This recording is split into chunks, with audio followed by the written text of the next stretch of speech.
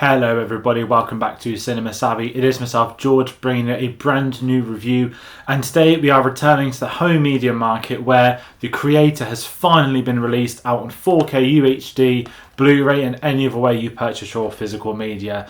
And I'm delighted to be able to talk about this film once more. Yes, last year we didn't just do a spoiler-free review, we did a spoiler discussion too. It was one of my favourite films of the year. It ended up in my top 10. And I've been patiently waiting the arrival of this. Of course, pre-ordered immediately. Got the normal 4K edition, no steelbook this time round. And it's going to be a really interesting one because as soon as I got the chance to talk about it, to rewatch the film, to look at the special features, I thought, you know, let's get another home media review going. It is something that's going to continue this year.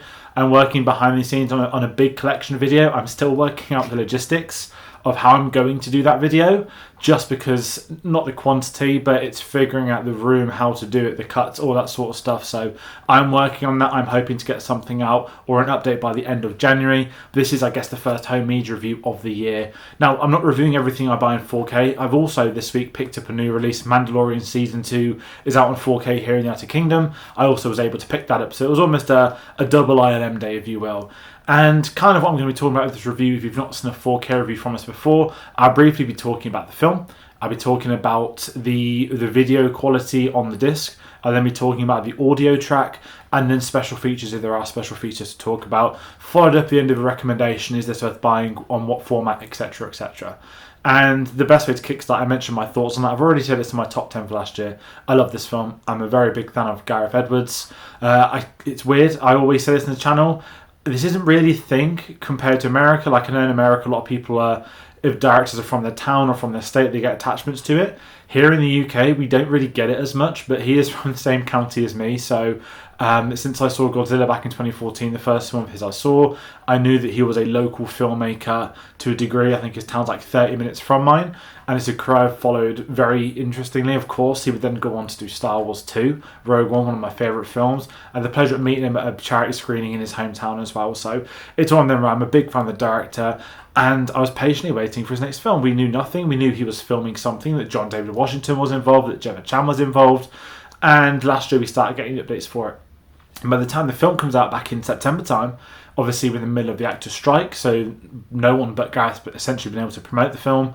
And I absolutely adored it. I got to see it at the BFI IMAX. I then went again upon release with my family. And I just thought it's one of them films that I'm going to go back to every once in a while. I love science fiction as a genre. We don't get enough sci-fi films these days with that edge to them. And of course, this is very poignant with the AI side of things that was happening with the strike. So there's a lot to compress with this, the thoughts on the film. But as I mentioned, I absolutely loved it. I know some people haven't loved it. I know that some are very mixed on it. Some have criticised the writing, not the story. And there's been similar criticisms of Rogue One, I guess you could say. But for me, it's an absolute banger. And as I said, it was one I was buying. I know the Oscar nomination is going to be happening next week. I will be really disappointed if this isn't nominated for Best VFX. I'll be severely disappointed, if I'm being honest. And I am expecting this to win that Oscar at the moment. There could be one or two others, but that's sort of going into that side of things. I'll be talking about the VFX in a bit because I'm going to be talking about some behind the scenes. But rewatching this film yesterday, I just have to say, it still looks phenomenal. Now, if those aren't aware of that, I call it sort of guerrilla filmmaking, where a lot of this was shot on location. And unlike normal VFX within the industry, the post-production was almost done after the footage had come in. As in, it wasn't pre-VFX, it wasn't on green screens, it wasn't motion capture suits in the studios alongside filming. This was almost filmed as a whole. And then it went to ILM to start putting the VFX into it, which is a really unique way of doing it. And I know that people talk about this as like a science fiction Vietnam type film, that you essentially have Asia against America due to a fight of AI. It's a really interesting premise, but I've just got to say the disc quality, again, I've gone for 4K. I'm going to also add, I obviously have a Dolby Atmos sound, so I'll talk about the audio track in a bit, but it still looks superb. I know there's some artificial grain they wanted to do on purpose, and it works within the context of the film. They're looking for that sort of used environment, I guess we could call it, that Rogue One wanted to do at times. But certainly with the location, shooting on location, the combination of that and the visual effects, it was an absolute treat. And visually, I think it's going to set a standard for this year. I know obviously I've already mentioned it should be up for an Oscar, but there's been a few discs recently that have looked incredible for new releases. There are a few that maybe not haven't disappointed, but it's nothing above the ordinary. But this is one of those ones that you just have to pick up on this format if you are buying it. So that's the video track. And the audio, I mentioned I have a Dolby Atmos sound system. I'm very proud of buying that still. It was a massive risk a year and a half ago, if I'm being really honest. But it's completely changed my perception of watching some modern films, and this sounded incredible. For those curious, I have a JBL 9-to-1 soundbar, so the sort of speakers detach and you move them around in your room to basically where you want it to be. But the 3D sound in this is honestly, I remember saying this at the time of the IMAX, the spectacle, the vision, the audio, all that sort of stuff that you see as, what's the word? Like the words people use to hype something up that are on the trailers. It ticks all those boxes, but hearing some of the sound effects of this at home. Now, I've been rewatching Band of Brothers in the Pacific, so I've had a lot of use on the surround sound this week for very good use, for very good reason. So to put a new film on that still sounds remarkably anywhere near as good as those, I absolutely loved it. And there's been a few films, of course, Oppenheimer didn't have a Dolby Atmos, that it was ran traditional analog, which is completely understandable, and it still sounds amazing. But with this one, when you've got the floating weapon in the sky that's bombing down on people, it just sounded amazing. And Dolby Atmos is such an incredible feature. And really, I'm not recommending products and stuff. I don't know enough about the market for that. But if you're ever up and down, if you're curious, do I go for Atmos, do I not? If you have a 4K player, if you have the right films and you enjoy filming that way, you absolutely have to get a Dolby Atmos. And this is one of those films that I'll be playing on this. When people come around, I'll be showing them certain scenes of this. The standout, if anyone is curious, is the village fight sequence about 2/3 of the way through the film. Still one of my favourite sequences. One of the funniest moments is with the salute from the robot bomb thing. I think it's got a name somewhere, but I adored, I guess I could say, hearing this, as well as listening to it. Of course, you've got a fantastic Hans Zimmer score, as you expect from Hans Zimmer doing a film such as this, which I still really enjoy. So you can stream that on Spotify.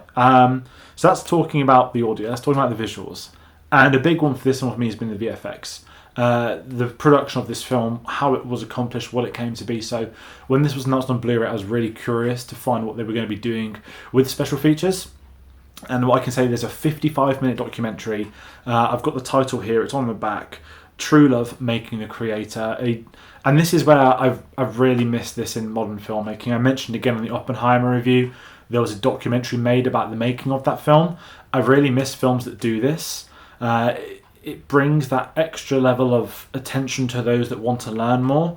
And I think it's one of the benefits of having home media. Now, it is worth saying that it's on the Blu-ray disc, so if you haven't bought it in 4K and you want to pick it up, it's still going to be on the Blu-ray for you at home, which again is one of the great things to do. I think when they first started doing it, I was a bit snobby, like, oh, why isn't it on the 4K? But you get a bit of common sense, you realise that the disc sizes, everything such as that, it makes sense for the special features to go on the Blu-ray disc, and so there's no problem if you are picking up on Blu-ray. But I've got to say, I absolutely loved it. It begins with them talking about the production, the pre-production, I guess we can say, the ideas of what Gareth Edwards wanted to do, and what the documentary kind of goes through. It goes through the cycle of filming with them. We're talking to different actors in the studio on location. We're looking at the challenges ILM had in making the VFX for the film, and then what Gareth Edwards explaining some of the new technology they were able to use for this. You may have seen on the news that they recorded this on it was shot on a normal camera. It's still like 10 grand, but it wasn't like an industry standard camera used for shooting films. It was a smaller, more remote one, and they were able to develop sort of new gimbal technologies, so they could almost just get the camera out, hold it for a day, and shoot it almost documentary-esque. And for those that have seen the film, if you haven't, I'm not going to sort of do spoilers, but when you look at those sequences of the film where it's just like the robots are on bikes and stuff, knowing that was just real people and they've just been able to put the CGI on top of them, it's not motion capture, it's not staged, it is almost a documentary feel that's then been put through post-production. It's remarkable, and getting a bit more of an insight into that, I think, was really fascinating, something I really wanted from this. And alongside that, we then, within the documentary, get exploring into some of the cast that were involved, especially the actress in the leading role, John David Washington, talking about his experiences on the film, even when the cast had to leave the film and they were still trying to shoot remote in different locations. It was really interesting finding out more about that, and it kind of made me miss this in film so much more, that you can make a documentary whilst making a film. It used to be so common. Nowadays, I mentioned the Mission Impossible and the Barbie reviews that were really frustrating, is they're just the generic 3-minute featurettes, and I get maybe there's not a market for those as much, but sometimes there should be, and for some productions there absolutely has to be. And you think of the creator, an $80 million budget film, in theory, you might not think it's going to have one of those, but it has by far one of the most interesting ones. And here we are talking about the film sort of 4 or 5 minutes after it's come out. Potentially there's going to be an Oscar nomination, potentially an Oscar win. And it's something that documentary brings, that gravitas, it brings that learning to it. And also, from a filmmaking perspective, it's just really encouraging. I mentioned again, sort of from where Gareth is from, it's maybe not a traditional sort of film background. If people actually look at his career path, by the way, when he first started Monsters, it wasn't a bog standard career path he took on, and it's been amazing that he's been able to not just do bigger films, but he's been able to make a Star Wars film, a Godzilla film, both great ones. I'm going to add to that. But then his own original concept, I can't wait to see what is next from him. And again, his filmmaking style is something I'm very interested in, and I like what he's choosing to do. They even speak about AI. Now, of course, the strikes were on at the time of the production or the release of this, and you can tell they sort of finishing this documentary toward the start of that, I'm thinking, because they speak about how AI is very different to when the film was first put into production compared to where it is at the time of completing it. And that instantly makes me go to the strikes. And as I said, it's what science fiction should be, and they talk about this in the film, that sci-fi films should be sort of asking the questions of a society and other things. And I really do enjoy this film's approach to AI. Again, I know not everybody liked it as much as I did, and I know that some people have loved this, some people haven't liked this side of it, but I think it's a really interesting perspective. And once again, taken out of context, when this was released during the strikes, some people were talking about, oh, it was the wrong time for AI, blah, blah, blah.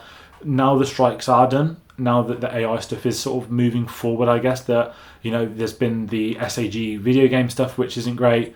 It's going to be something where this film, as the years go by and people revisit it, that context of the AI in 2023 isn't going to jump out as much. Maybe I'm completely wrong and it still might, but I think it's a really interesting statement, and it's a film that I'll be going back to many a time. And as I'm kind of tracking back with this 4K review, heading to my sort of final thoughts on this, do I recommend you buy this film in 4K? Yes, 100%. It's one of those where it will sit on a 4K shelf, and it is rightfully, you can surround it with some of the best films around, some of the best sci-fi films, some of the best action films, visually, what you're looking for, what you want to hear from it. Again, I mentioned the Dolby Atmos. That's a massive, massive pull for me for a lot of these newer releases. It's really encouraging to see that tech being used more. And again, Gareth Edwards is an innovator, and I like to see him doing that approach, and that's why he works so well with Star Wars and Godzilla, if I'm being honest. That his approach to filmmaking is so different to so many other directors today. It makes me excited for what does come next, and kind of sticking with that, yes, this is my recommendation. Pick this film up. If you don't have a 4K Blu-ray player, that's absolutely fine. Get it on Blu-ray. You can still get the behind-the-scenes documentary on the film. You'll still be able to learn a lot more about it. Even their Instagram account is currently sharing loads of cool behind-the-scenes stuff as we're moving into marketing for award season, so it's a big recommendation for me. As I said, I adored it. I'll be rewatching this probably at some point in the next couple of years. I still need to watch Monsters, which is sort of really embarrassing to admit on this review. But that's something that is on the list and has been on the list for a very long time. But that is going to do it for this 4K UHD review. I hope you've all enjoyed it. If you've got any feedback, you've got any comments, please let me know. And also with the home media stuff, we're going to be doing more of this over the coming months. I mentioned I'm doing the collection video. After that, I'm going to leapfrog it back into a video on sort of building up a collection, stuff such as that, alongside doing these 4K reviews. So if there's anything you want to see, anything you're curious by, do comment and let me know. It does make a difference when we're trying to do this. It's really not something we've done. We're used to doing new releases, old releases, but home media is still a whole new environment. So if anyone's got any comments, any thoughts, please let us know. It is looked at, and we do appreciate anything. But aside from that, there's a lot of stuff happening on the channel. Our review for the Pacific is going to drop on Friday. Our review for Masters of the Air is going to drop next Wednesday at 2 p.m. GMT. That is the embargo time. We've been very lucky. That review will be up. It will be spoiler free. I mentioned home media. There's a lot happening on this channel. It's award season. The time this video goes up, yesterday we'd have had our Emmy live stream. So there's a lot happening. But once again, I'm going to thank everybody for watching at home. Take care, and we'll see you on the next one.